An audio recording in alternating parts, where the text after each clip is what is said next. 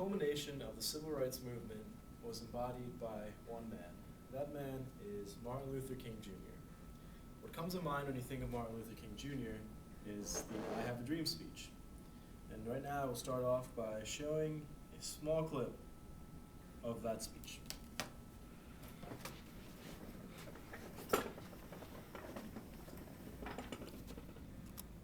4 years ago, a great American in whose symbolic shadow we stand today signed the Emancipation Proclamation.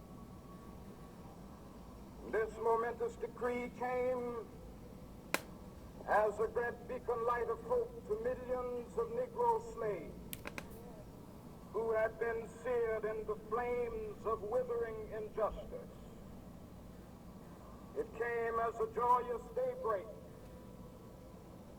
to end the long night of their...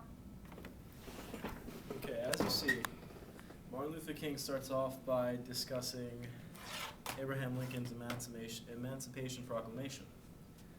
And as we begin to examine his rhetoric, you can see that he starts off his speech by examining the rhetoric and the way in which another man acted before him, the martyr that is Abraham Lincoln.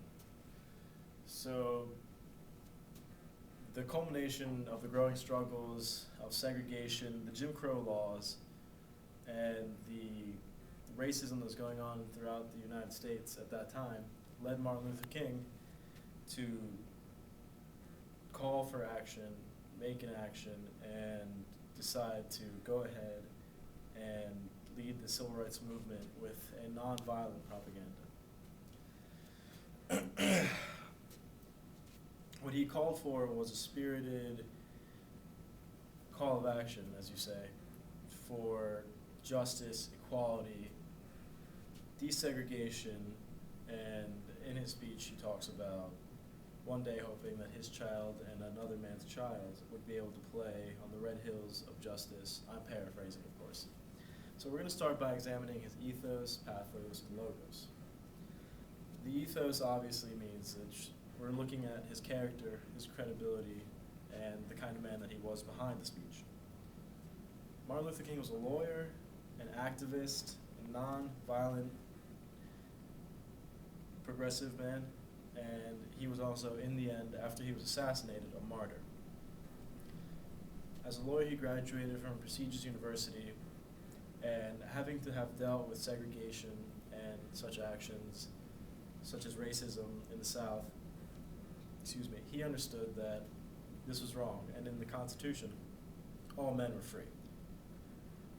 We're going to examine the emotional aspect, the pathos of his speech. His emotional appeal was freedom, justice, morality, and desegregation. He wanted justice for all because that's what the Constitution made sure for everyone.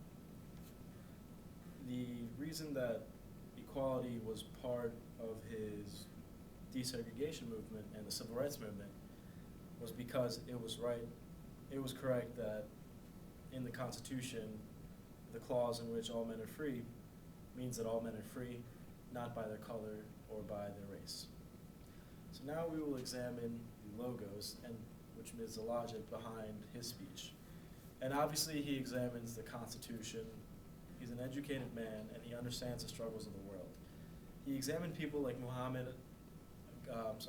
like Gandhi, and also Malcolm X with his Islamic movement, and chose a medium within the nonviolent actions that Gandhi used and the call for action and boycotting that Malcolm X used.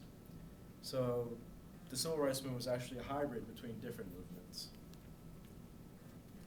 So now that you understand the ethos, pathos, and logos of Martin Luther King's civil rights movement in the I Have a Dream speech, I ask you to examine your own morals on contemporary issues now, such as environment, homosexuality,